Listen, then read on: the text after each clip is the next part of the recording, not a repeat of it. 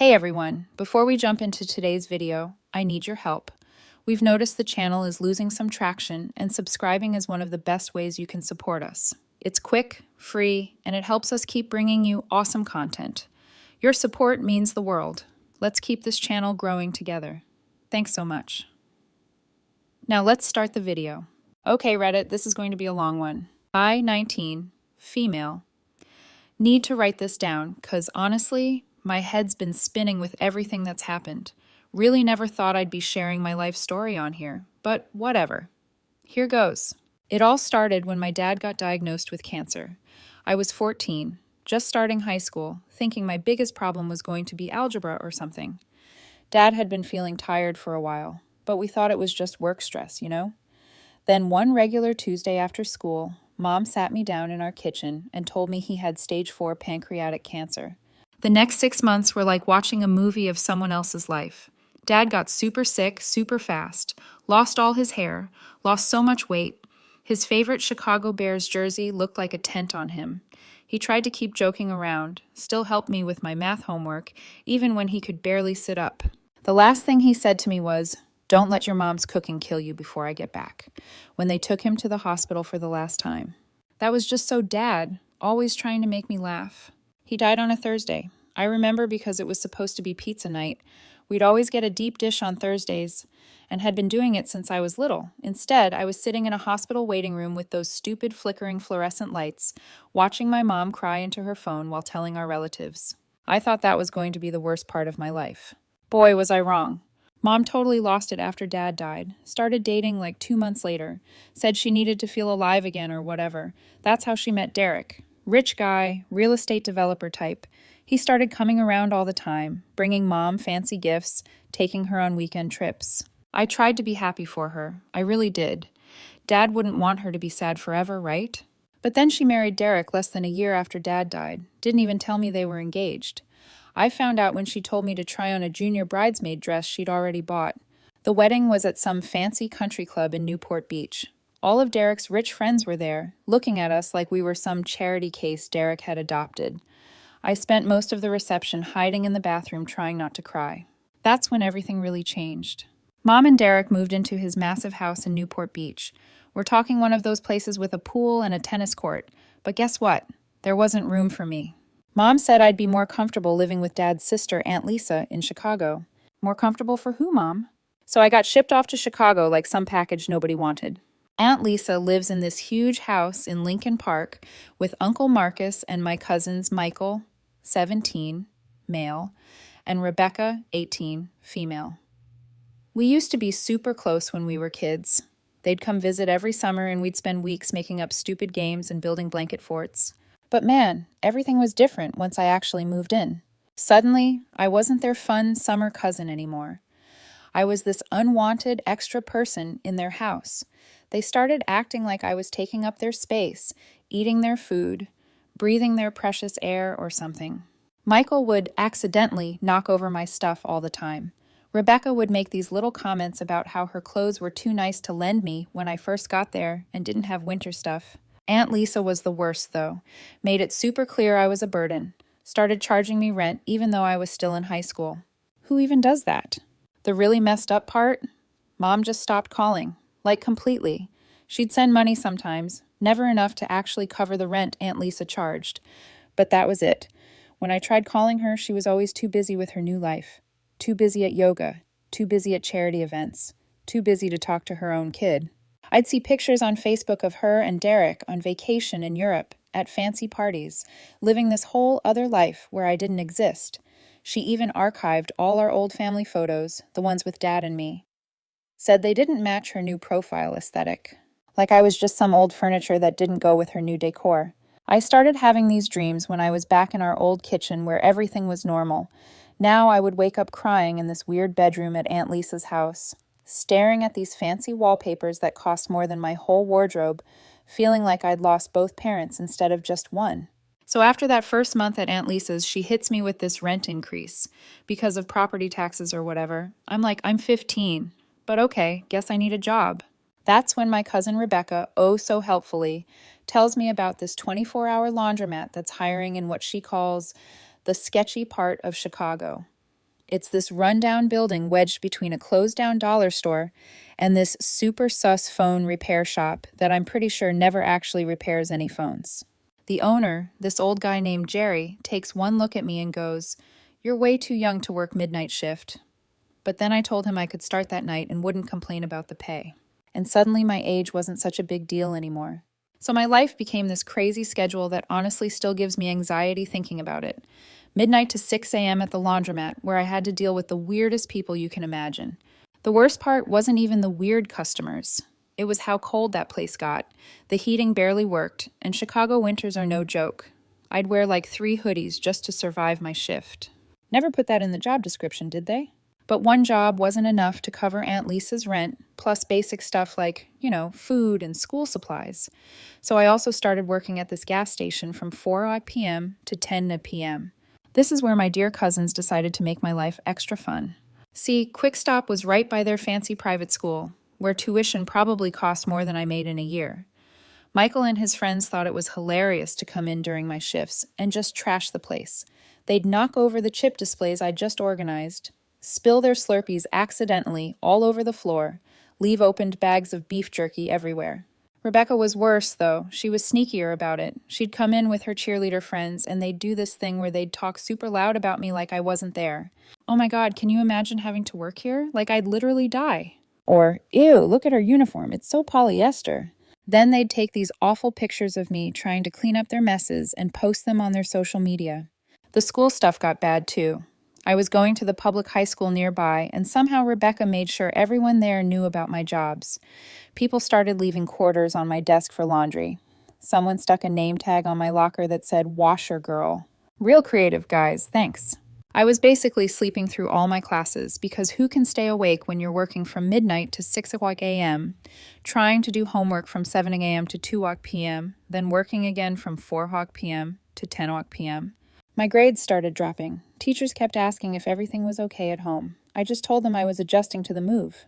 The only good thing about the laundromat job was this homeless guy named Pete who'd come in most nights. He wasn't like the other weird customers. He showed me how to fix the quarter machine when it got stuck and taught me which customers were okay to let slide when they were a quarter short. One night, Pete told me, "Kid, you're living life on expert mode right now." Made me laugh for the first time in weeks. He disappeared when winter hit bad. I still worry about what happened to him sometimes. Uncle Marcus owned the building, but I never saw him there. He had this property management company handle everything. Sometimes I'd see these fancy cars drive by real slow late at night. Later found out he'd send people to check on the place. Guess he was watching me more than I knew. Meanwhile, Mom's sending these random texts like, "Hope you're doing well," but never actually picking up when I called. Her Instagram was full of pictures from Derek's yacht parties and charity galas. Must be nice having so much time for charity when your own kid's working 2 jobs to survive. Aunt Lisa kept finding reasons to raise the rent. Utilities went up. HOA fees increased. Your room is prime real estate. Like, yeah, I'm sure that converted storage room in the basement with the weird mushrooms growing in the corner is really prime Chicago real estate. I started hiding cash in this old teddy bear Dad gave me before he died. Had this whole plan that once I saved enough, I'd get my own place. But every time I got close to a decent amount, something would come up. School fees, winter boots when my old ones fell apart. That time Michael accidentally backed his car into mine and I had to pay for repairs myself. But the final straw came one day when I came home from my gas station shift and found my room completely torn apart. The bear was ripped open, stuffing everywhere. And guess what? All my savings? Gone. Rebecca swore she was just cleaning and had no idea about any money. Yeah, right. That same week, Aunt Lisa comes down to my basement room and tells me rent's going up again. Not just a little, we're talking double. Said something about property values in the area increasing. I did the math and realized even with both jobs, I couldn't afford it anymore. But here's the thing. I'd been taking classes at this community college nearby. Nothing fancy, just basic requirements, trying to get ahead while still in high school. The counselor there said I could maybe get financial aid if I took more classes. That meant I had to make a choice, keep paying Aunt Lisa's crazy rent or try to get an education. So I picked education. Didn't really have a plan, just knew I couldn't stay there anymore. Packed up what could fit in my Toyota. The car had these weird rust spots all over it, and the heat only worked if you kicked the dashboard in exactly the right spot, but it was mine. First night sleeping in that car was actually kind of peaceful. Parked behind the mat, used my work keys to sneak in and use the bathroom. Had this whole setup, reclined the driver's seat all the way back, used my work backpack as a pillow, layered like 5 blankets I'd borrowed from the lost and found box. Thought to myself, this isn't so bad. Then winter hit. Real Chicago winter, the kind where your spit freezes before it hits the ground. My car's battery started dying because of the cold, so I couldn't run the heat much. The hardest part wasn't even the cold or the lack of sleep. It was trying to look normal at school. Like, try explaining to your chemistry teacher why your homework's all wrinkled and smells like laundry detergent, or why you're wearing the same 3 outfits over and over. The school counselor kept trying to talk to me, but what was I going to say? Oh yeah, I live in my car, but don't worry, it's parked in a really nice alley. Then, my dear cousin Michael decided to play detective. Guess he got suspicious about why I wasn't around the house anymore. Followed me one night after my laundromat shift. Next day, their TikTok had this whole video series called My Homeless Cousin, a documentary. They filmed everything, my frost-covered windows, me trying to study using the light from the laundromat sign, even caught me changing clothes in the back seat once.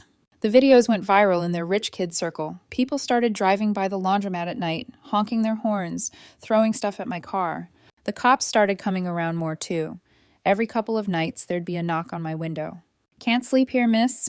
So I'd drive around until they left, then come back. Spent a lot of nights just driving in circles, watching my gas gauge get lower and lower, praying I'd have enough to get to work the next day. You know what's weird, though? I started noticing this black SUV parked across the street some nights. Always in a different spot, but always there. Tinted windows, engine running. First thought it was cops, or maybe some creep. But they never bothered me, just sat there, like they were watching.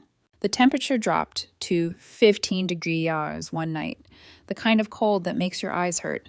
My car wouldn't start, my phone was dead, and the laundromat was closed for repairs. Thought, well, this is it. This is how I die. They're going to find me frozen like those rats in the alley. I wrapped myself in every piece of clothing I owned and tried to think warm thoughts. That's when someone knocked on my window. I looked up, and there's Uncle Marcus, standing in the snow like it's totally normal to be out at 2 a.m. in Arctic temperatures. He just goes, I think we need to talk. Turns out the black SUV, that was his. He'd been watching me through the laundromat security cameras for weeks, sending people to check on me, said he wanted to see what I was made of. Who does that kind of messed up test? But honestly, at that point, I was too cold to care about his weird teaching methods. So there I was, basically turning into a human popsicle in my car, and Uncle Marcus is just standing there in his expensive wool coat, looking at me through the window. I'm thinking he's going to lecture me or call the cops or something. Instead, he says, my office has better heating. Like this is some totally normal situation. His office was this small room above the laundromat I'd never been in before.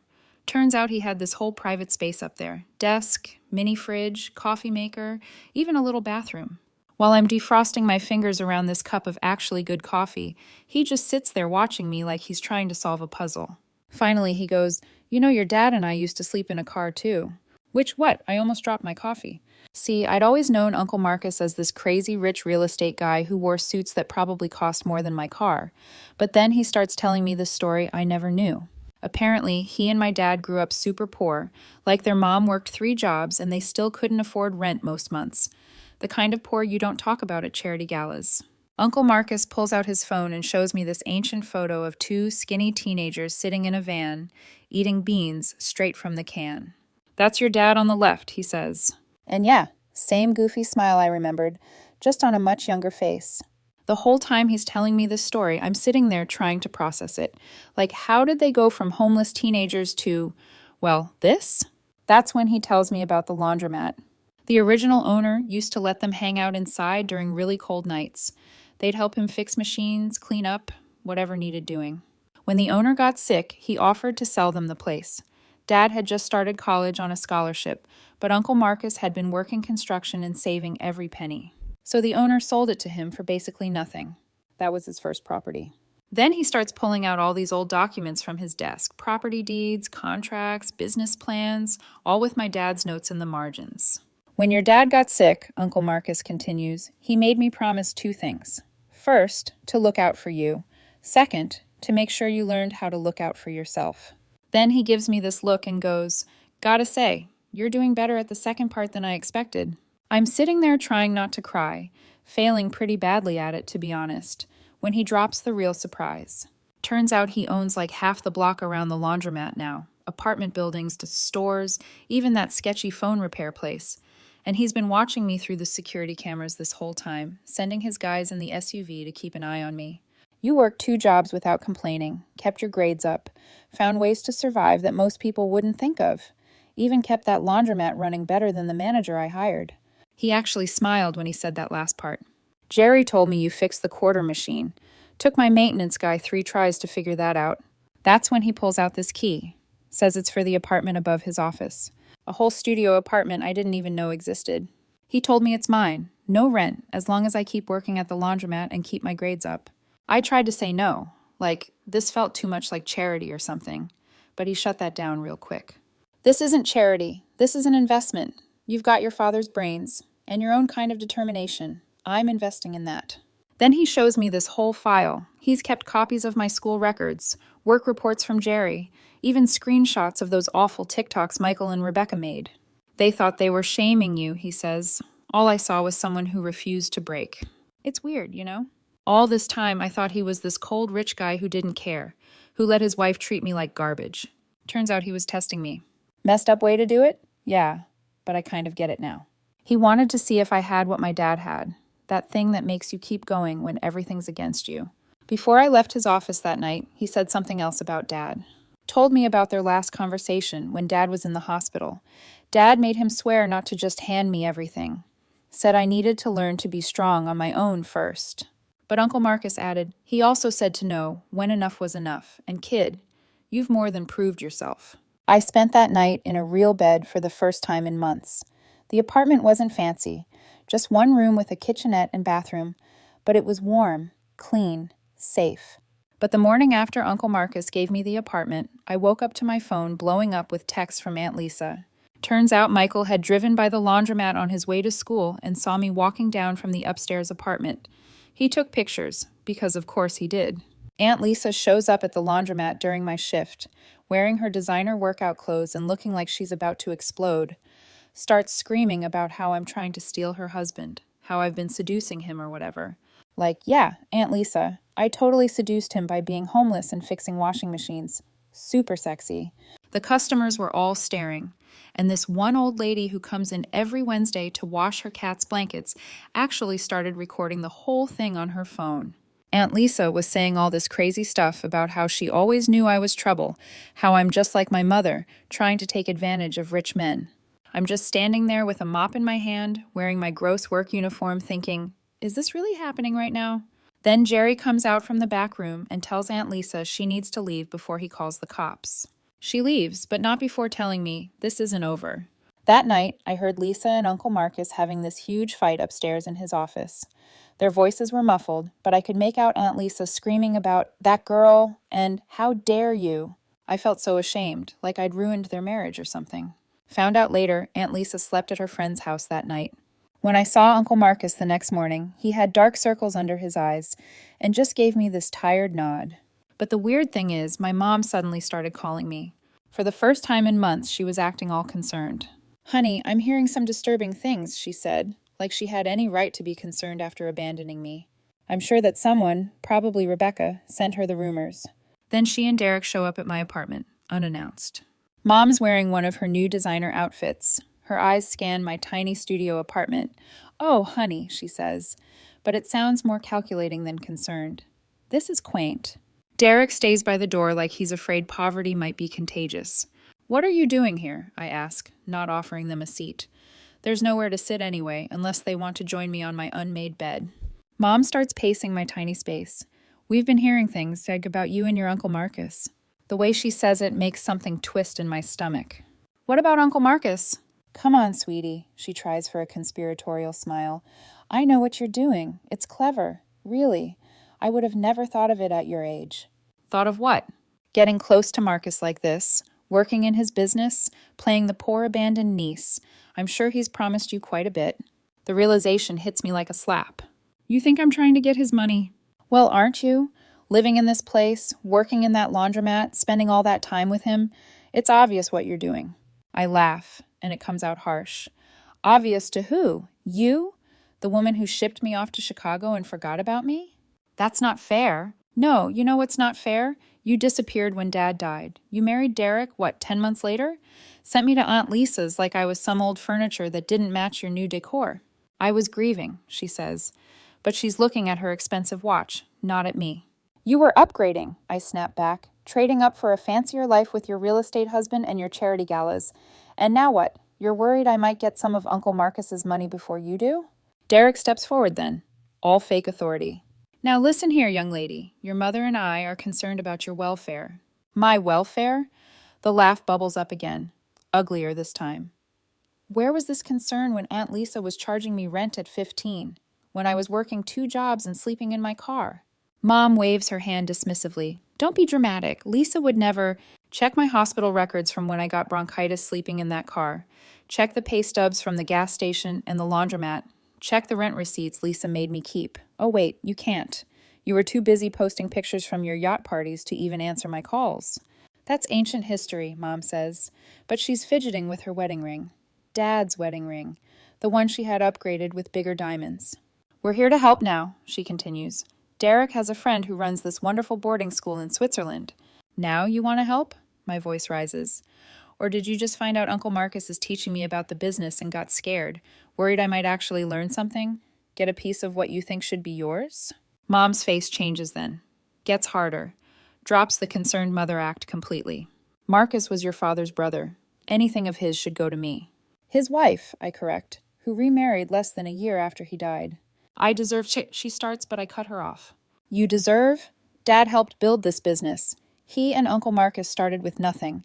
While you're busy planning charity galas with Derek, I'm learning how to fix washing machines and manage books and actually help people, just like Dad did. Your father was a teacher, she spits. He played around with Marcus's business like it was some hobby. Get out, I say, pointing to the door. Go back to your perfect life with your perfect husband. Go plan another charity gala. Go archive some more family photos because they don't match your aesthetic. Just get out of my apartment. Derek tries one more time. Now see here. No, you see here. I'm surprised by how steady my voice is. I know exactly why you're both here. You heard I was working with Uncle Marcus and got scared. Scared I might actually earn something you think should be yours. But here's the thing. I'm not you. I'm not here for anyone's money. I'm here because Uncle Marcus gave me a chance when you threw me away. Mom's face goes red. How dare you? How dare I? How dare you come here pretending to care about my welfare when all you care about is your bank account? I walk to the door and open it. By the way, Mom, that pantsuit makes you look desperate. They leave. Mom muttering something about ingratitude, and Derek already on his phone. I close the door and slide down against it, shaking. Through the thin walls, I hear Mom's voice. I told you this would happen. That little gold digger is going to try to take everything. So after the whole drama with Mom and Derek showing up, things got weirdly quiet for like a week. I was at work one night when Michael came running into the laundromat. He looked scared.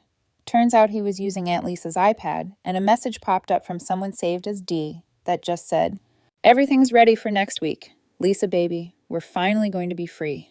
Michael, being the nosy kid he is, opened the messages.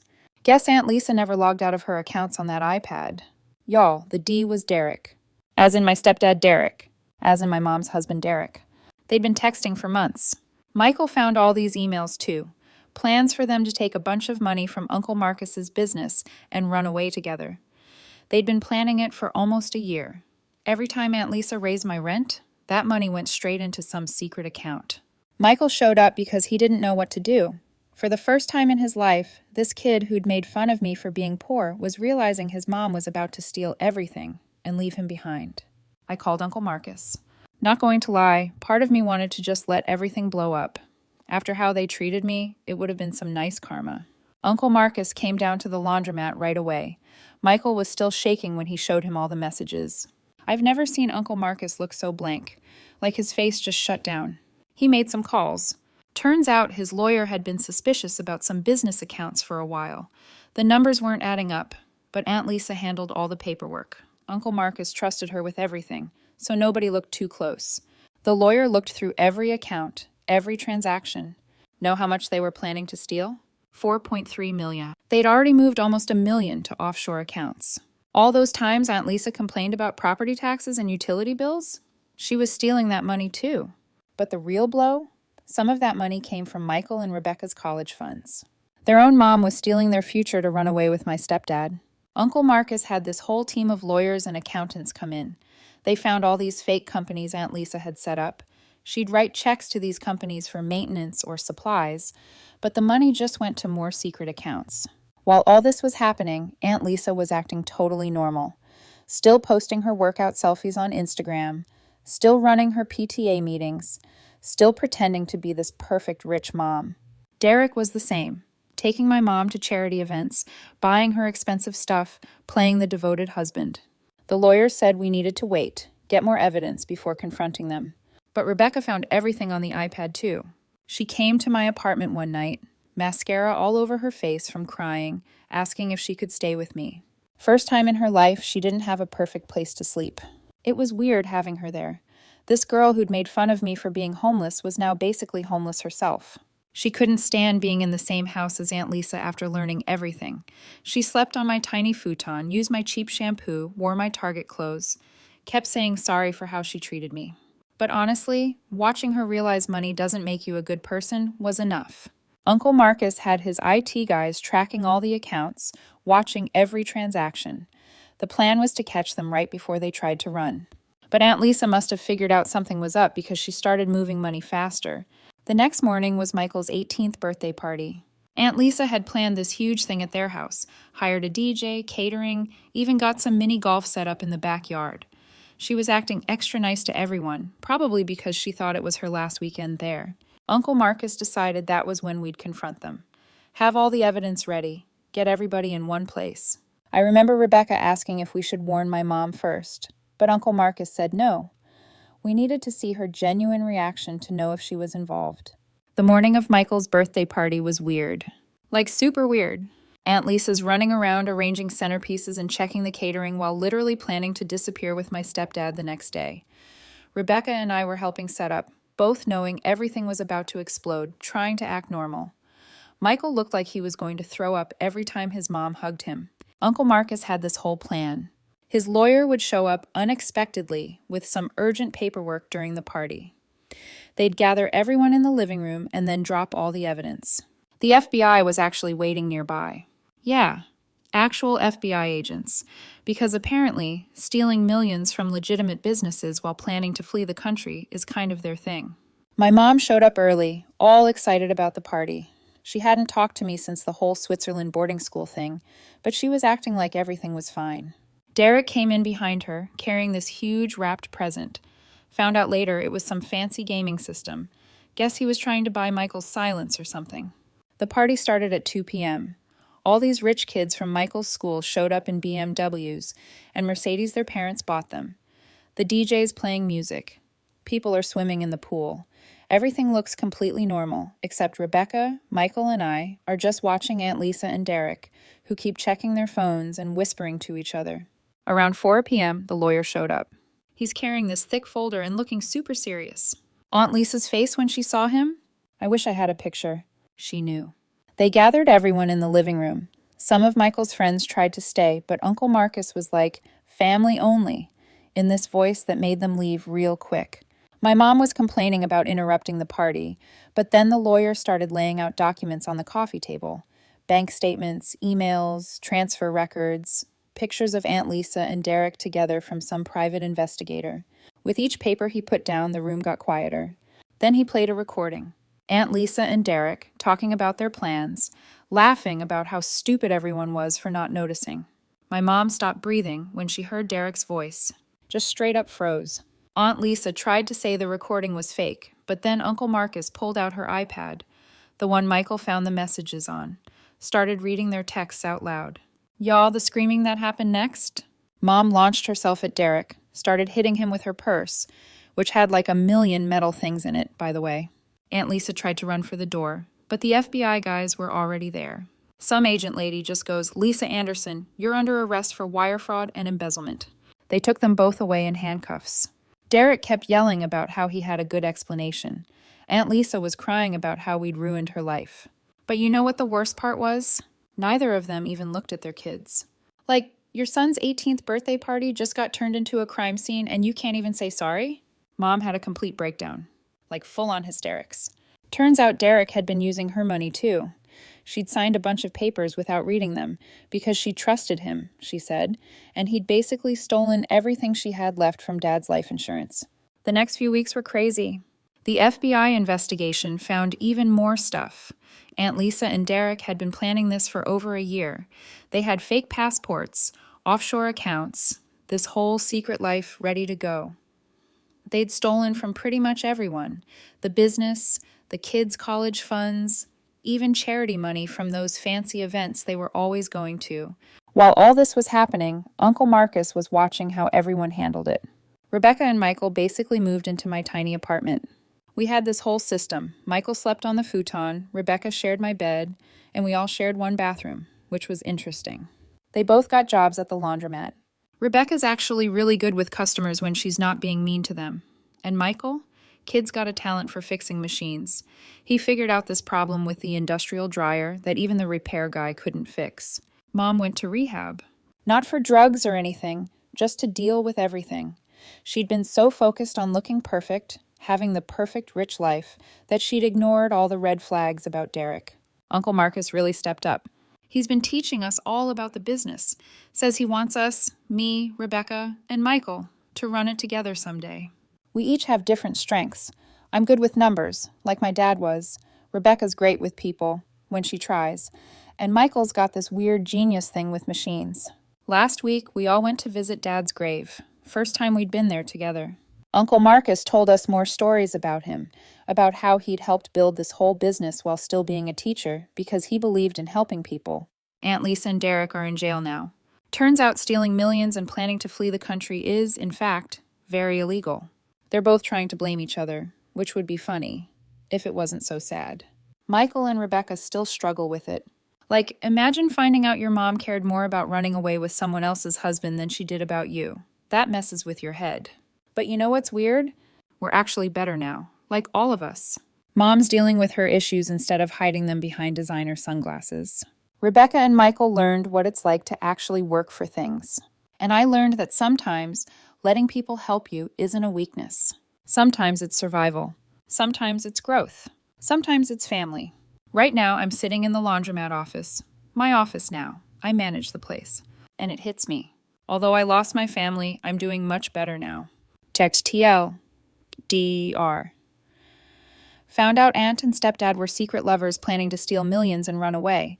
They got arrested at a birthday party. Mom had a breakdown. Went to rehab. Cousins learned humility through laundry, and we all somehow became a real family. Also, Dad was playing 4D chess from beyond the grave.